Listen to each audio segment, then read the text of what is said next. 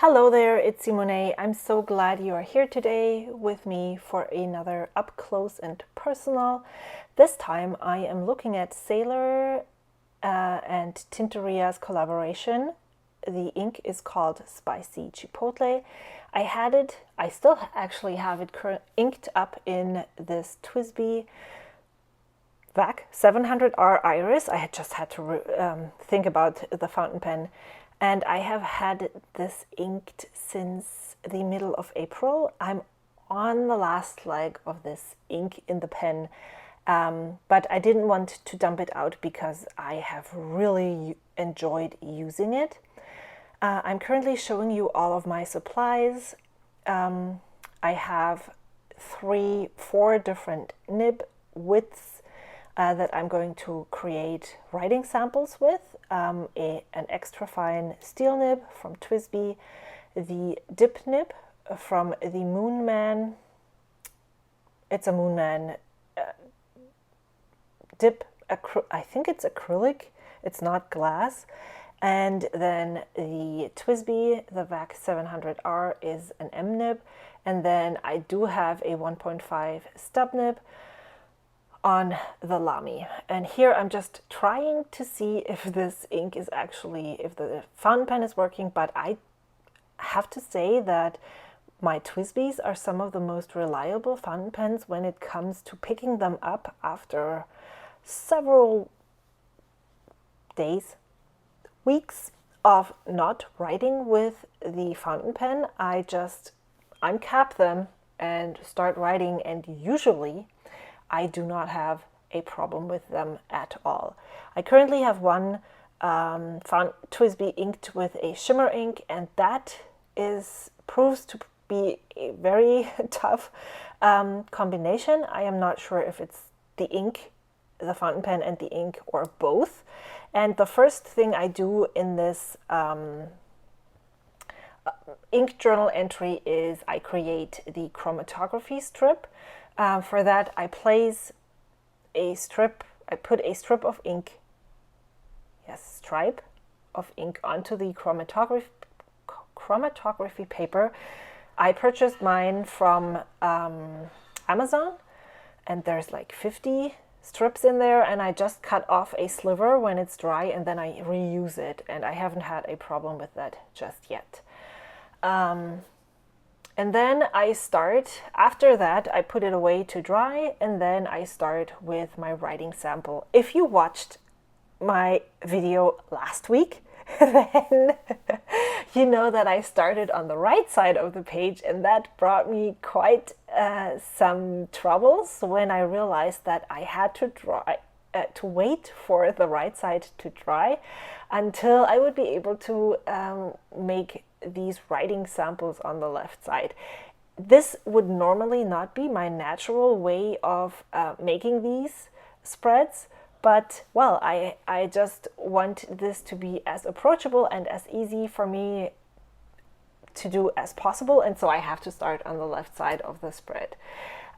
Each ink journal entry consists of 4 pages, and now that I just talk about this to you, I forgot on my last video to tell you what the other 2 pages are, but I will leave links to the original ink journal entry or video where I talk about all of this in the description box below, so you can check that out if you want to go into more detail.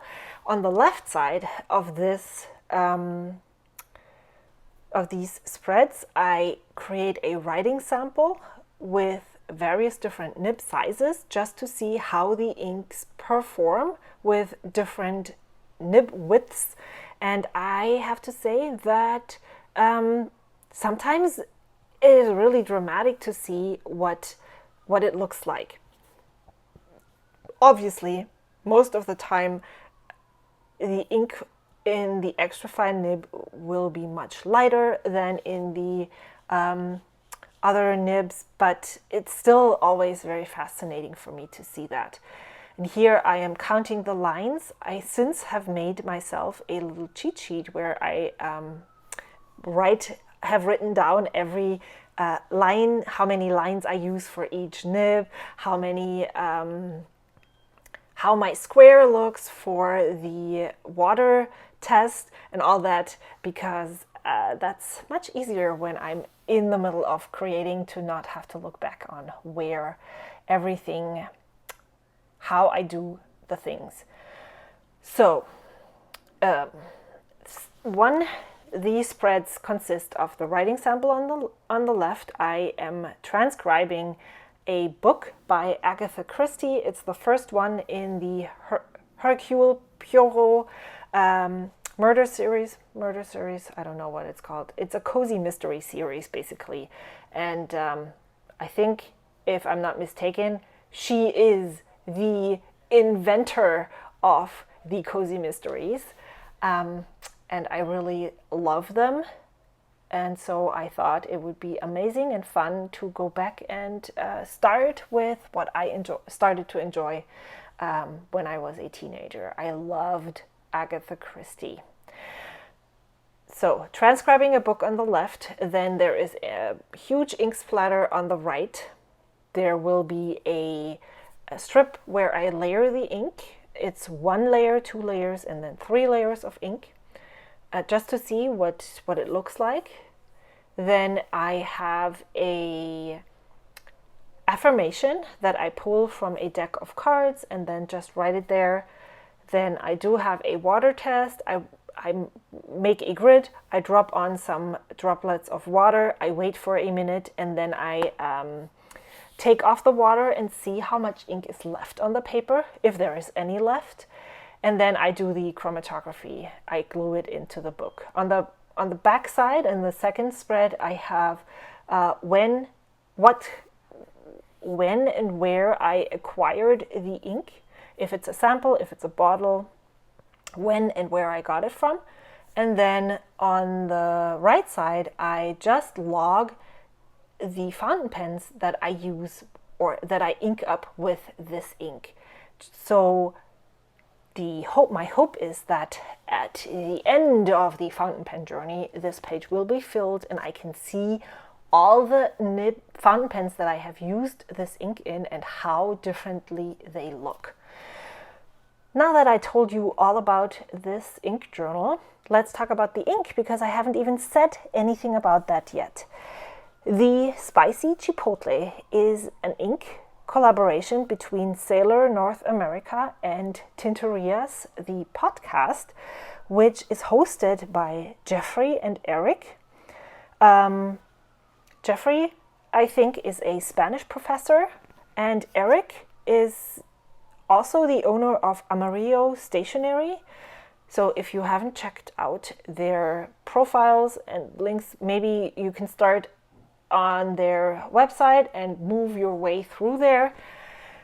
And they collaborated with Sailor North America to come up with inks based on Latin America and Mexico.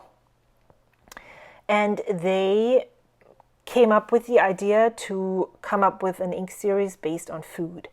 And the first 2 inks in that series are homemade tortillas, which is a golden brown ink, and then Spicy Chipotle, which is to be debated whether this is a reddish brown or brownish red. It does remind me a lot, and I don't know if I'm comparing this in this video with the chromatography sample of the Sailor Manyo Ume ink. They're very, very similar in their chromatography strips and also in the way that they put down the ink on paper. Spicy Chipotle also has a sheen, but I would say that it is definitely less sheeny than Sailor Manyo Ume. Sailor Manyo Ume leans more towards plum, and this ink leans more towards brown. What I found on the internet is that there are going to be more inks in this series, and if I'm not mistaken, there will be 2 more later in 2022. I don't know what later means, but so far I haven't seen them announced, so I guess it's not time yet.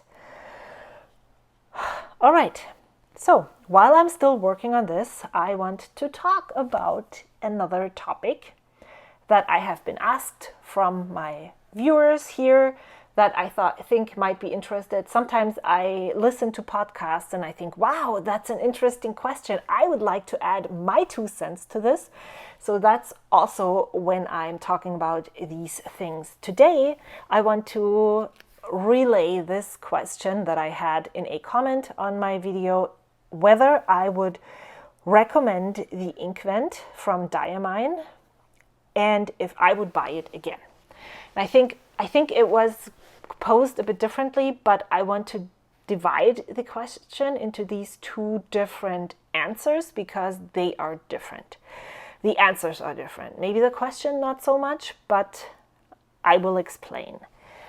So, when you purchase the InkVent from Diamine, what you will get is 24 15 milliliter samples of ink from Diamine and 1 30 milliliter bottle of ink from Diamine.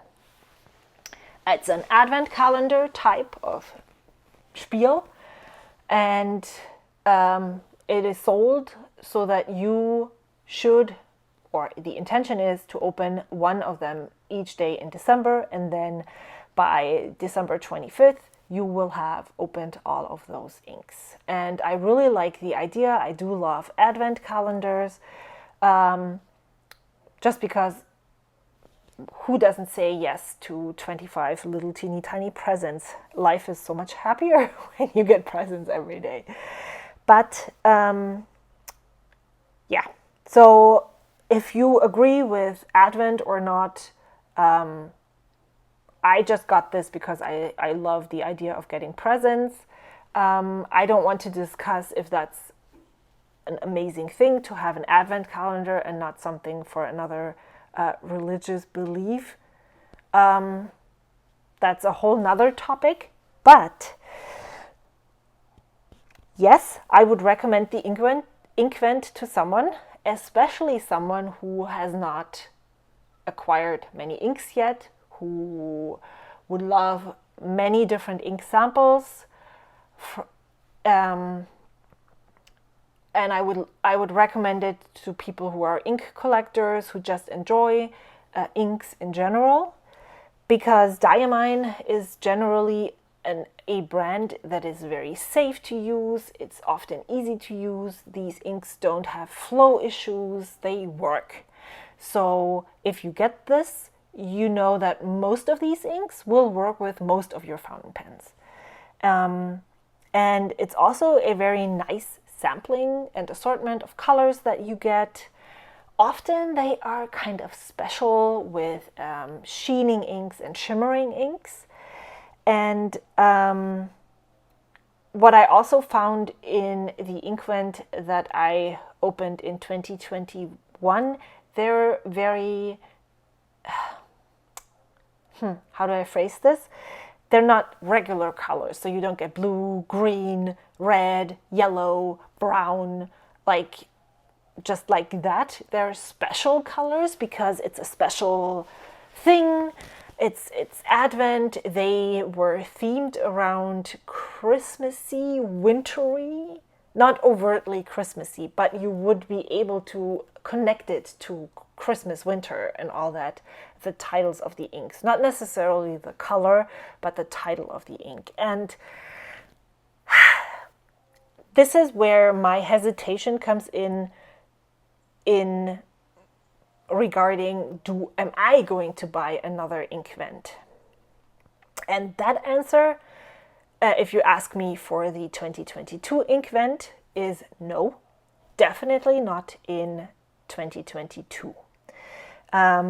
Why I would hesitate in general of buying another InkVent is because this past InkVent had a lot of sheening inks in them, and I have found over the past 6 months or so that I don't care much for sheening inks. I really enjoy simple, non-shimmering, non-sheening, but lots of shading inks, most.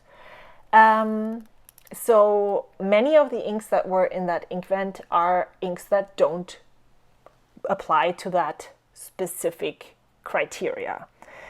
And then I also, part of the fun of this is to explore various different ink companies, various different colors, and trying different things and having a broad range of companies and inks represented in my small collection, which I have 25 Diamine inks now, and I think I have one more, which is the ancient copper.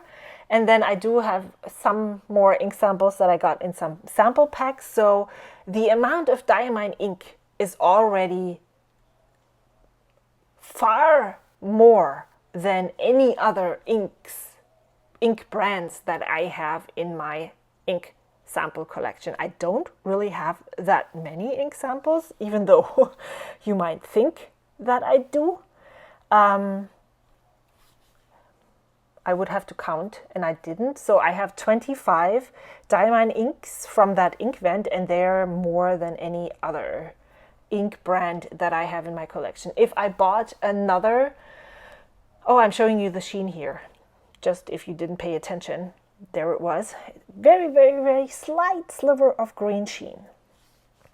So now I have so many, and I want to, when I do my currently inks, I really love writing with different inks, writing with different brands, with different fountain pens. The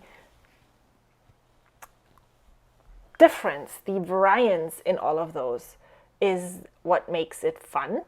And so I don't want to ink up 5 fountain pens with Diamine inks. That's not what I enjoy. And so I actually still haven't inked all of those inks in my fountain pens. I think I have maybe inked up 5 of those inks so far. So even if I'm continuing with using one Diamine ink each month until December, I will have maybe 10 or 12 of those inks used in a fountain pen. So yeah, I don't need another Diamine InkVent right now. Maybe once this has grown a little bit more and I have used and tried all of the inks that I have currently in my possession, and then I might get another one, but maybe I would just buy different. Oh, here, I'm comparing it so you can see. It is redder and it has more sheen, as you can clearly see, this ink. And then I think I found another one that looks pretty close to this one. I don't know if I can find it right now, but yeah. So I'm flipping through and showing this to you. I hope you're watching. The ancient copper has also, yes, ancient copper. There we are. It's darker, the spicy chipotle, but you can clearly see that they are all closely related to each other. So that's what I'm showing you right here. So yeah, my collection would get even more lopsided by adding another Diamine InkVent in 2022. And so maybe I would consider it in 2023 if they even will continue to doing this yearly, or I don't know how often they will continue doing these calendars anyway. But theoretically and hypothetically speaking, if this was an annual thing, I might consider it in 2023, but definitely not in 2022. Did you get one last year? What were your thoughts about this calendar? How do you like the ink? Have you used it? This one and also the homemade tortillas, I have to say, would definitely be contenders for bottles because they are really, really nice. I love both of them. I don't think I have shared the homemade tortillas yet, but I did already make an entry into my ink journal. Yeah, so I'm done talking now because I'm almost swallowing my tongue.